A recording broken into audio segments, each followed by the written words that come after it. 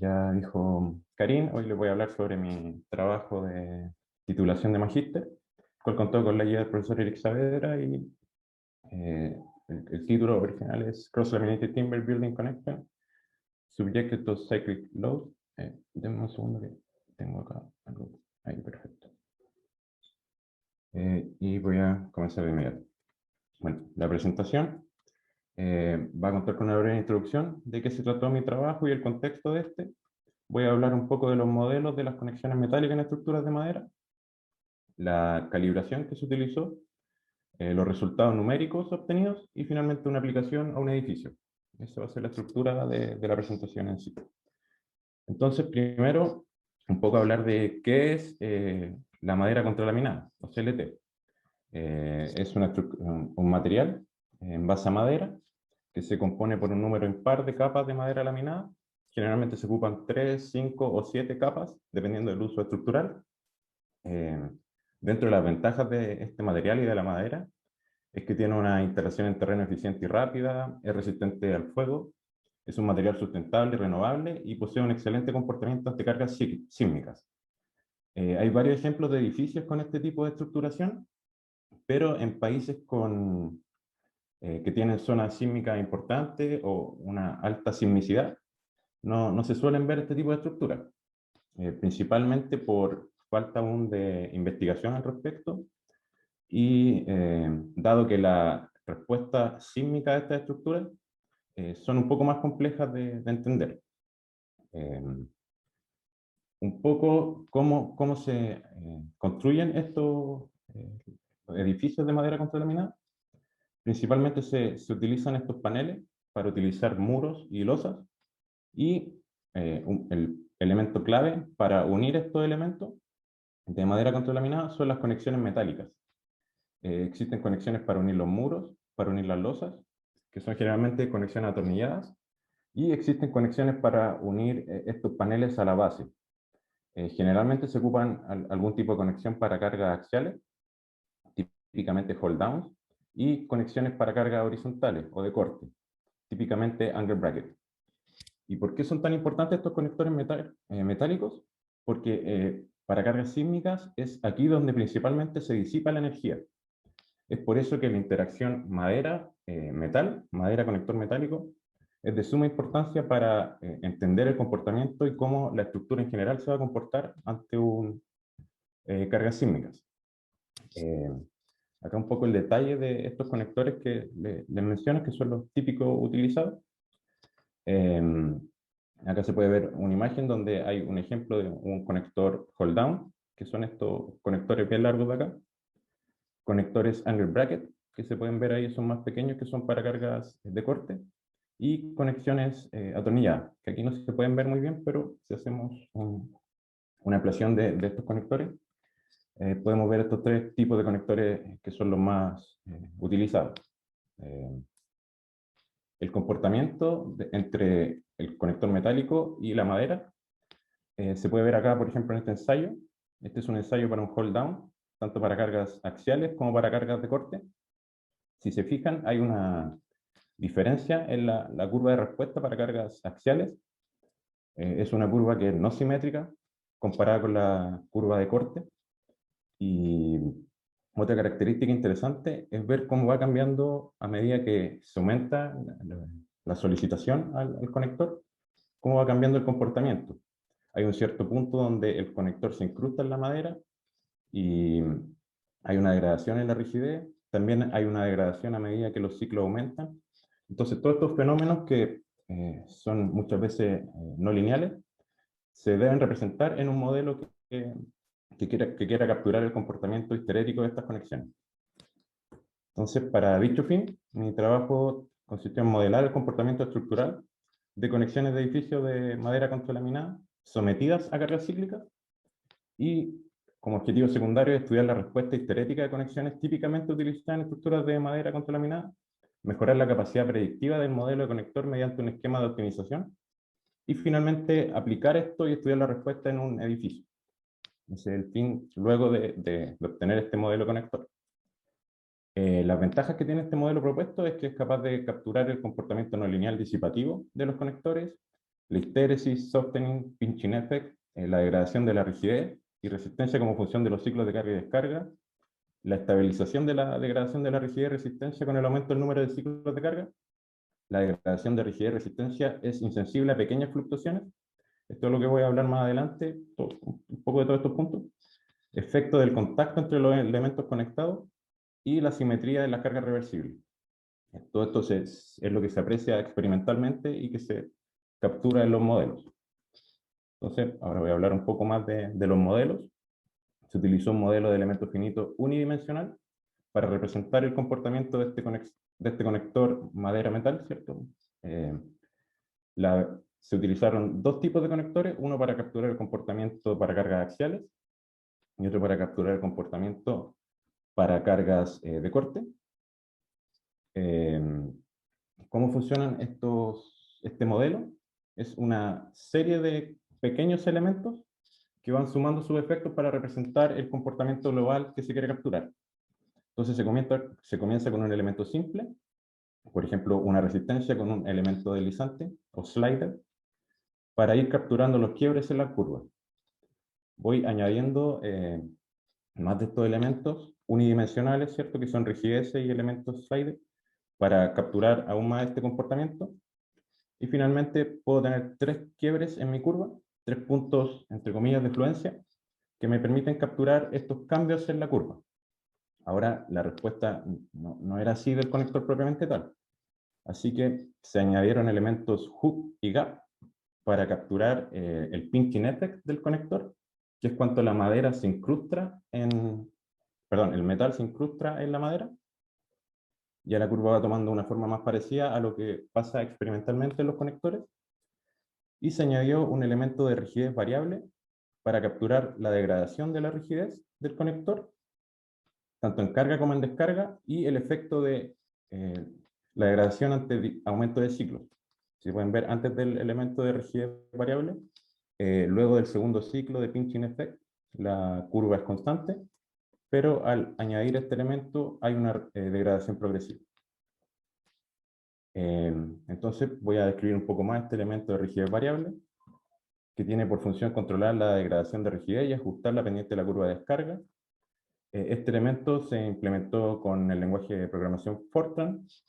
Se utilizaron estos programas para implementar la subrutina y depende de 3 variables principalmente este elemento de rigidez: el desplazamiento relativo de los nodos de la conexión, la velocidad que hay en esos nodos y una función que es dependiente del número de ciclos y la magnitud del desplazamiento.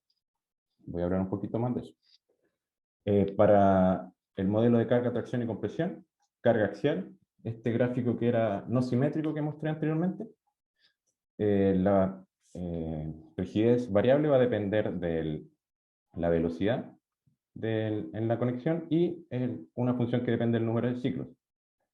O sea, esto me va a identificar 2 tipos de funciones, una para la carga y una para la descarga. Para el modelo de corte, que era la curva simétrica, voy a tener 4 tipos de rigideces que van a depender del desplazamiento, la velocidad y el número de ciclos. Ahora, esta función que depende del número de ciclos es una función exponencial que va degradando a medida que aumentan los ciclos y, como se puede ver en este gráfico, hay una degradación a medida que aumenta el número de ciclos y depende de un factor gamma que me permite, cuando el ciclo, la fluctuación es de una magnitud pequeña, no considerarla. Así solo cuando los ciclos alcanzan una cierta magnitud, esta degradación se va a considerar en el conector. Todos estos parámetros, todos estos arreglos del conector, todos estos elementos rigideces, deslizantes, hook, gap y elementos de rigidez variable, van a depender de 7 parámetros. Un parámetro F0, que va a ser la fuerza media para desplazamiento cero en carga cíclica inversa, que es un parámetro que se puede obtener de la curva experimental. El punto de influencia, la fuerza última, el punto de influencia, la rigidez descendente, el desplazamiento de influencia, el desplazamiento último y un factor de simetría en carga y descarga. Todos estos parámetros son obtenibles en las curvas experimentales. Y eso era importante que considerar el modelo, que se pudiera representar en base a los datos experimentales de los conectores. Para calibrar este modelo se utilizó un algoritmo genético. La optimización genética pertenece a un grupo de algoritmos que se basan en problemas de optimización que utilizan algoritmos evolutivos. Estos optimizaciones genéticas utilizan población de cromosomas, selección de acuerdo a la aptitud, entrecruzamiento cromosómico y mutación aleatoria. Básicamente es una herramienta para optimizar el problema. Para eso se definió una función objetivo, la cual es una función que va a utilizar la energía disipada y va a comparar las experimentales con la energía disipada en el modelo. Para eso se utilizaron como cromosoma, o sea, la variable, los parámetros a optimizar, los 7 parámetros que me definen el conector. Cada parámetro va a tener un límite superior e inferior, y se determinaron 20 individuos por generación y una tasa de cruce cromosómico 0.8. Estos son parámetros para este método de optimización. No es más que un método de optimización que me permite ajustar estas curvas, y se utilizó la energía disipada como función a optimizar. Entonces acá se muestra un ejemplo en uno de los conectores, cómo a medida que avanzan las generaciones, el error se fue ajustando.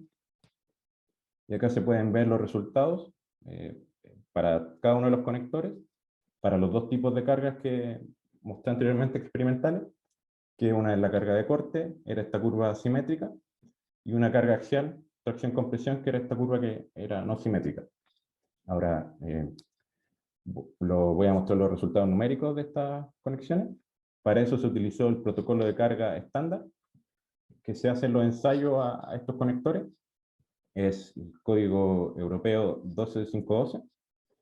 Acá se puede ver un ejemplo de estos ensayos para un conector angle bracket, y acá para un conector hold down. Y acá uno de los resultados.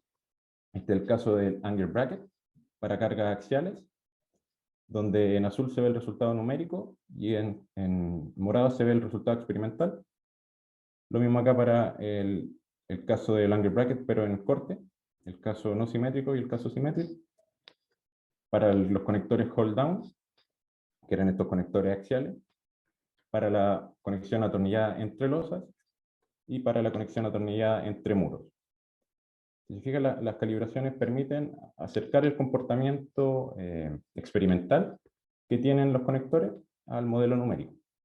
Acá se puede ver disgregado una de estas curvas para cada uno de estos ciclos, en donde se muestran los errores ponderados y cómo se van ajustando las curvas en cada uno de estos ciclos de carga y descarga.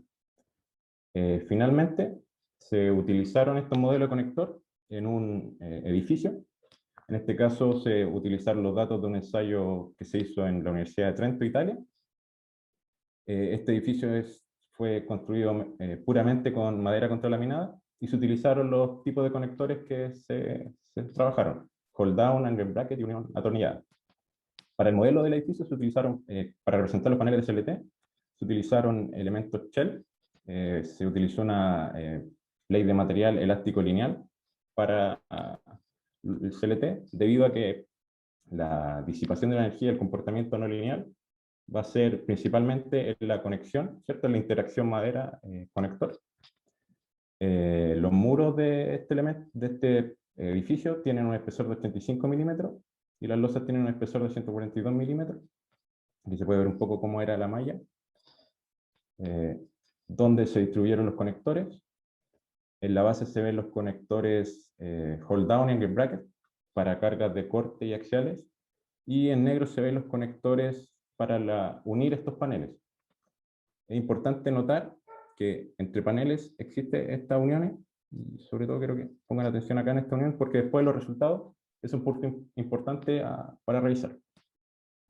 Y acá se ve el modelo completo, digamos, en un programa de elementos finitos. En este caso se utilizó el software ANSYS. Para el análisis de la carga y para representar el ensayo, se utilizó el terremoto de Kobe del año 95 en Japón, y se incluyeron los efectos de grandes desplazamientos para los análisis. Aquí se pueden ver los resultados de los desplazamientos, los desplazamientos máximos que se obtuvo en un punto, y si se fijan la interacción entre los diferentes paneles, sobre todo en esta imagen, es como se esperaba. Cuando el conector se aleja, por ejemplo en este punto del suelo, el conector permite que haya una cierta separación del elemento. Pero cuando la dirección es contraria, o sea, el conector se acerca al suelo en este caso, el conector no permite eso. Lo mismo entre paneles. Sí permite la separación cuando se aleja el conector, pero cuando se acerca existe este tope. Eso era importante que quede representado en el modelo del conector.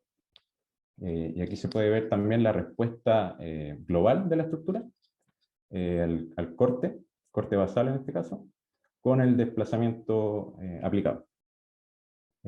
Finalmente, como conclusión, se propuso un modelo de elementos finitos no lineal que permitió investigar la respuesta estructural de las conexiones de acero-madera y los edificios sometidos a cargas cíclicas. O sea, un modelo que se puede aplicar a esta estructura y captura la compleja interacción entre elementos de madera y metal. El modelo propuesto es capaz de capturar el comportamiento histerético de las conexiones, se minimizó la energía disipada a nivel de conexiones, experimentalmente y numérica, y mediante el esquema de optimización, este algoritmo genético, se investigó la respuesta sísmica de un edificio de una sola planta, utilizando el modelo de conector propuesto, y se encontró una buena concordancia entre la simulación numérica y los datos experimentales que existen en la literatura, ¿cierto? Se utilizaron ensayos en Italia y en Japón para comparar los resultados, tanto numéricos como experimentales. Finalmente, quería dar mi agradecimiento en la investigación y muchas gracias también a todos ustedes por su atención. Muchas gracias. Bien, muchas gracias, Rodrigo, por tu presentación, muy interesante. Sí, estaba revisando el chat, hay una consulta, en este caso para ti, Rodrigo, y consultan de que por qué es tan complejo entender la respuesta sísmica, digamos, estructural de la madera, de estructuras de madera. ¿Por qué es tan difícil de comprenderla? La principal dificultad que tiene entender, o sea, capturar, comprender se comprende porque es un fenómeno que tiene explicación, pero capturar eso en modelos computacionales es complejo porque posee altas no linealidades, debido a que el acero, por un lado, el conector, tiene una respuesta y la madera, por otro lado, tiene otra. Y la interacción entre estos dos materiales posee ciertas características que son complejas de capturar, digamos. Por ejemplo, verlo. Por ejemplo, hay una degradación a medida que aumentan los ciclos en esta respuesta cíclica. Hay un aumento en la rigidez debido a que la madera se incrusta, entra en contacto con el acero. Hay una pérdida de la rigidez debido a que la madera se incrusta el acero se incrusta en la madera. Entonces, todas esas pequeñas, todos esos comportamientos complejizan la respuesta de este elemento madera-acero. Pero se entiende el fenómeno, pero es difícil de representarlo numéricamente. A eso me refiero con la dificultad. Bien, Rodrigo, también Wilson Rodríguez consulta, bueno, te felicita por el trabajo y dice si el algoritmo genético fue conectado con el análisis FEM en ANSYS.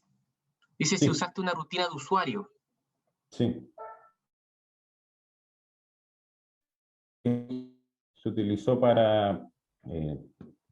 un lado estos input, que son los parámetros del conector, y esto enviaba se resolvía en ANSYS, se obtenía la energía disipada y se volvía al algoritmo.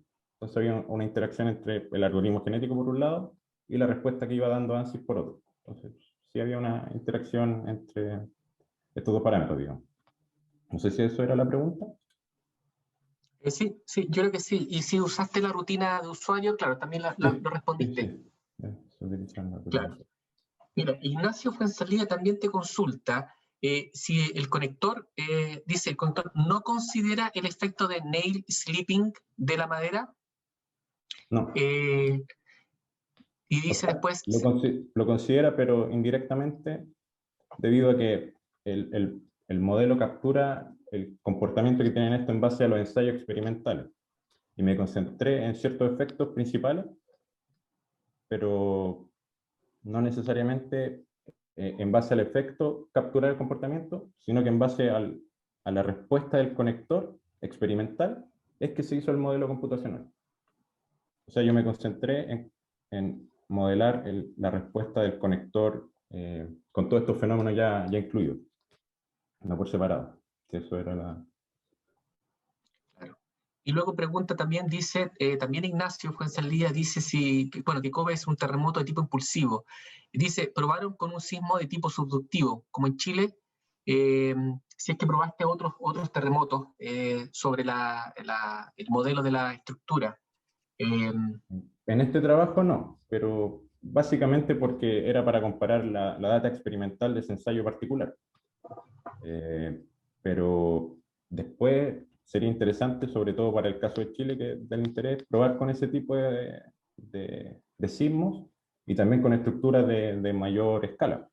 La idea es utilizar estos conectores en edificios de una mayor altura y utilizar resultados experimentales de maderas locales y sismos también de locales. Eso es el siguiente paso, creo yo.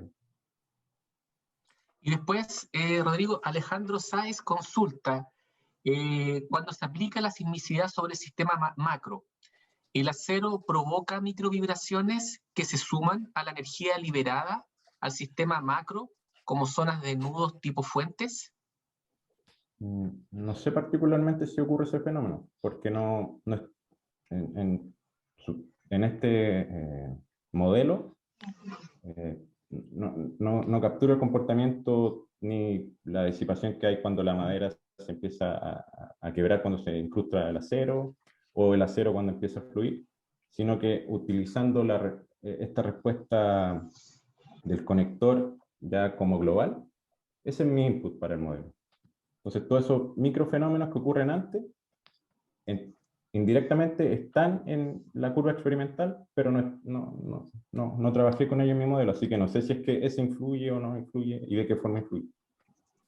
Claro, y después también, Alejandro, te consulta y descartar este efecto que se sume a la no linealidad en el comportamiento mecánico macro. Claro, Y creo que lo respondiste también. claro. Claro. Bien, creo que no hay más preguntas, Rodrigo. Así que muchísimas gracias, Rodrigo, por tu presentación, muy interesante. Karin. Disculpen, ¿puedo hacer yo una consulta? Por supuesto. Es que no entendí bien la parte de cómo se comunica ANSYS con el algoritmo genético, que es en Fortran, no, o en MATLAB, perdón. Sí, no mencioné MATLAB, pero es en MATLAB. ¿Es en MATLAB? Claro. ¿Y utiliza Fortran para hacer la comunicación? Bueno, por eso quizás esta parte, como hay estos programas involucrados, claro. Por un lado está el modelo, y en el modelo, para generar este elemento que de rigidez variable, que es un modelo que no existe en ANSYS, utilice Fortran para el modelo particular de rigidez variable. Luego ya con el conector completo, ya con todo mi modelo de conector, para la optimización de este modelo se utilizó MATLAB y la interacción con ANSYS para optimizar. Entonces, de MATLAB utilicé este esquema de optimización, que era el algoritmo genético, y los resultados se iban calculando para cada iteración en ANSYS. Ese es como el... ¿Y entre ANSYS y MATLAB se comunican entre ellos o hay algo adicional? Sí, se comunican entre ellos. Okay. Trabajé con Windows, así que ahí... Okay. Gracias, Rodrigo. Ese es como el funcionamiento. Muchas gracias. Rodrigo, muchas gracias.